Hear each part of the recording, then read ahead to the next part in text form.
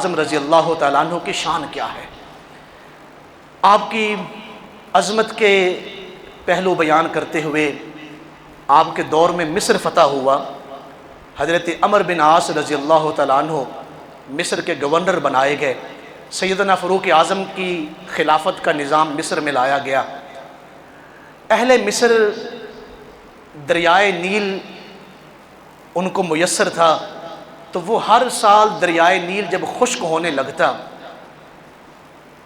ایک نوجوان کنواری لڑکی کو تلاش کرتے جو بہت زیادہ حسین ہوتی اور بہت زیادہ خوبصورت ہوتی، اور وہ والدین کی اکلوتی بیٹی ہوتی.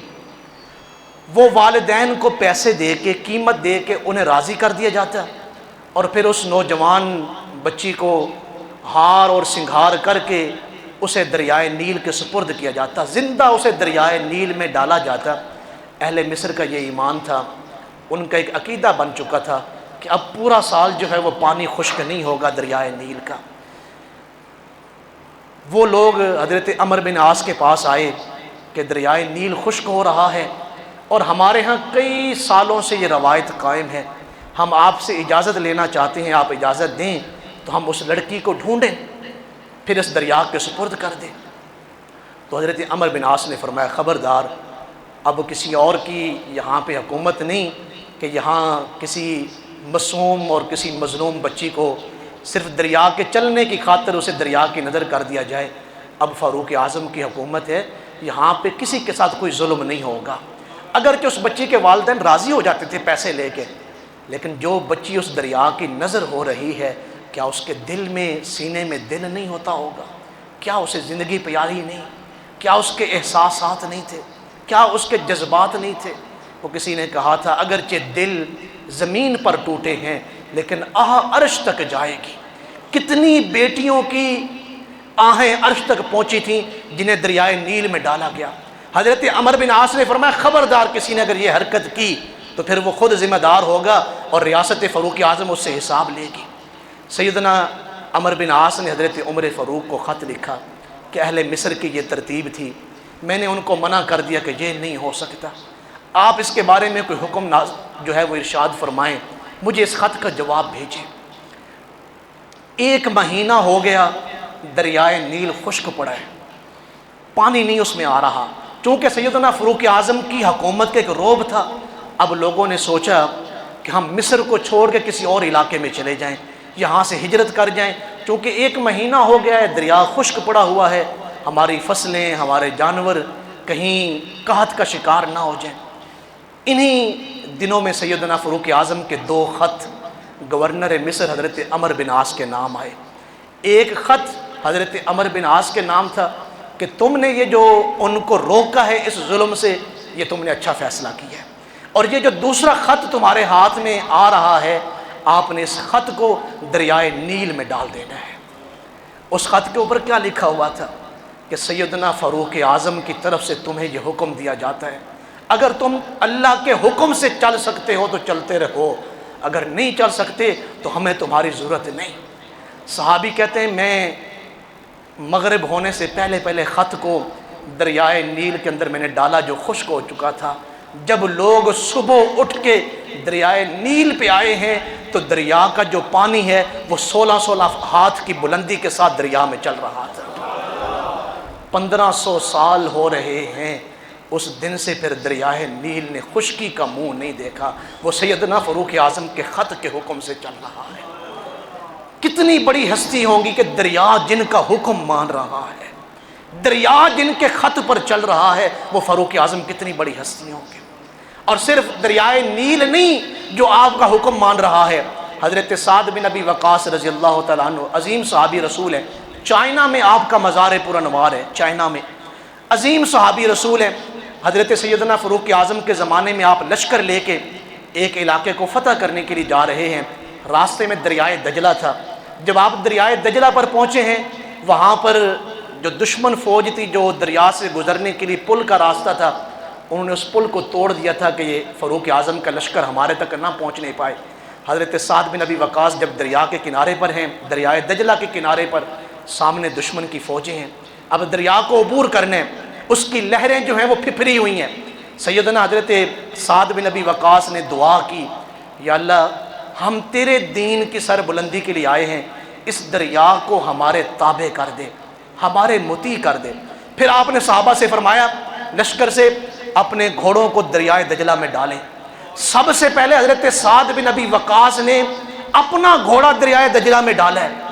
جیسے ہی حضرت سعد بن ابی وقاص کے گھوڑے کا پہلا پاؤں دریا میں پڑ رہا تھا تو سعد بن ابی وقاص نے دریائے دجلہ سے کہا، اے دریا خبردار، ہم اپنی مرضی سے داخل نہیں ہو رہے، ہم فاروق اعظم کے بھیجے ہوئے ہیں، فاروق اعظم کے سپاہیوں کی حیثیت سے ہم داخل ہو رہے ہیں، فاروق اعظم کے عدل کا خیال رکھنا۔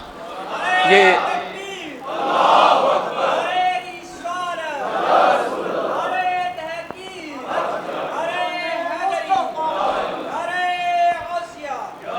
سیدنا فاروق اعظم کے لشکر کے طور پر، ان کے سپاہیوں کے طور پر ہم تیرے اندر داخل ہو رہے ہیں، خبردار دھیان کرنا فاروق اعظم کے سپاہیوں کو نقصان نہ پہنچے۔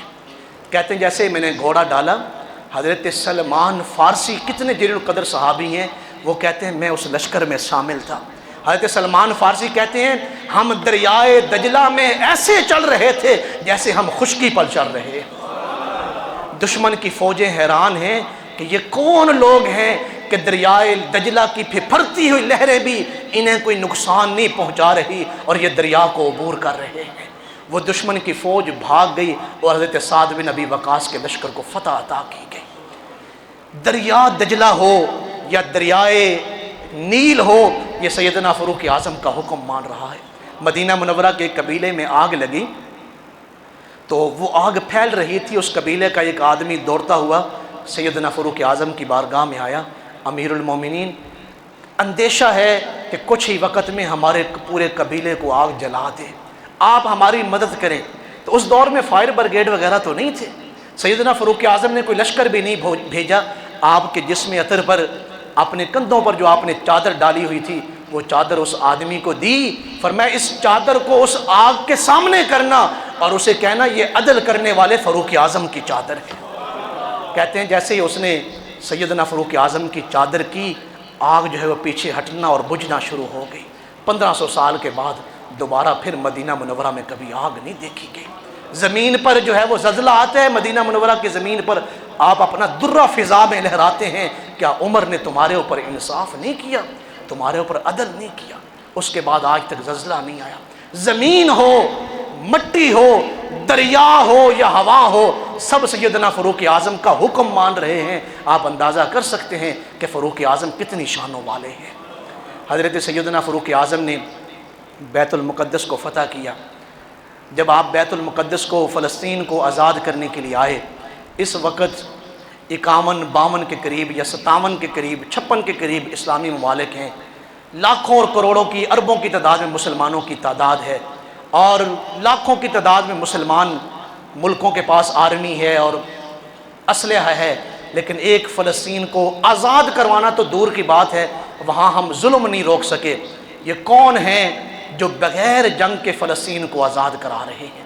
آپ جب تشریف لائے ہیں ذرا دھیان سے سنیں، آپ آئے ہیں فلسطین کو آزاد کروانے کے لیے، تو کتنے لوگوں پر آپ کا قافلہ مشتمل ہے؟ صرف 2 لوگوں پر، ایک آپ خود ہیں اور ایک آپ کا غلام ہے، اور 2 اونٹنیاں نہیں لیں، صرف 1 اونٹنی لی ہے، فرمایا راستے میں ہم اپنی باری تقسیم کر لیں گے، کچھ دیر غلام سوار ہو جائے گا اور کچھ دیر امیر المومنین سوار ہوں گے۔ ہمارے ہاں حکمران قرضہ لینے کے لیے جائیں تو 2 جہاز بھر کے لے جاتے ہیں، فاروق اعظم فلسطین کو آزاد کروانے کے لیے جا رہے ہیں، صرف 1 غلام کے ساتھ جا رہے ہیں۔ جب آپ فلسطین کے قریب پہنچنے والے تھے تو اونٹ پر بیٹھنے کی باری آ گئی، کس کی؟ غلام کی۔ آپ کی باری آ گئی نکیل اور مہار پکڑنے کی، تو غلام نے کہا جناب سارے راستے میں میں اپنی باری پر سوار ہوتا رہا ہوں، اب میں اپنی باری آپ کے اوپر جو ہے وہ قربان کرتا ہوں۔ اس وقت جو فلسطین میں لشکر کے امیر بن کے آئے تھے جنگ کے لیے، وہ راستے میں فلسطین کی سرحد پر آئے ہوئے ہیں، انہوں نے قیمتی لباس اٹھایا ہوا ہے، کہا امیر المومنین آپ مدینہ منورہ سے سفر کر کے آئے ہیں، میں دیکھ رہا ہوں کہ آپ کی قمیض کے اوپر 17 پیماند لگے ہوئے ہیں، لوگ چھتوں پر ہیں، لوگ گلیوں میں ہیں، وہ فاتح بیت المقدس کو دیکھنا چاہتے ہیں، میں چاہتا ہوں کہ آپ یہ قیمتی لباس زیب تن کریں۔ اور غلام کیا کہہ رہا ہے؟ میں اپنی باری جو ہے وہ آپ پہ قربان کرتا ہوں۔ تو سیدنا فاروق اعظم نے فرمایا نہیں، میری جو عزت ہے وہ ان کپڑوں کی وجہ سے نہیں کہ میرے تن پر 17 پیماند لگے ہوئے کپڑے ہیں، عمر کی جو عزت ہے وہ اسلام کی وجہ سے عزت ہے، مجھے ان کپڑوں کی ضرورت نہیں۔ اور پھر غلام سے فرمایا سارے راستے میں تو تم نے نہیں کہا کہ آپ میری باری پر سوار ہو جائیں اس اونٹ کے اوپر، اب صرف تم میری شان و شوکت ظاہر کرنے کے لیے تم مجھے کہہ رہے ہو کہ اونٹنی پر بیٹھ جاؤ۔ میں فلسطین کے اندر داخل ہوتے ہوئے مدینہ منورہ سے فلسطین تک اگر میں عدل کو نہیں بھولا تو پھر فلسطین میں داخل ہوتے ہوئے بھی عمر عدل کو نہیں بھول سکتا۔ آپ سواری پر بیٹھے، پیر نصیر الدین شاہ صاحب نے کہا تھا وہ برابری کا تو نے دیا درس آدمی کو کہ غلام ناکہ پر ہے تو امام چل رہا ہے، غلام اونٹنی پر ہے اور 22 لاکھ مربع میل کا حاکم جو ہے وہ اونٹنی کی لگام پکڑ کے پیدل چل رہا ہے۔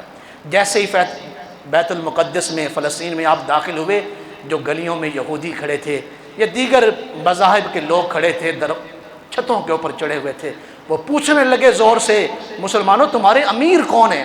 جو اونٹنی پر بیٹھے ہیں وہ امیر ہیں یا جو نکیل پکڑ کے پیدل چل رہے ہیں وہ امیر ہیں؟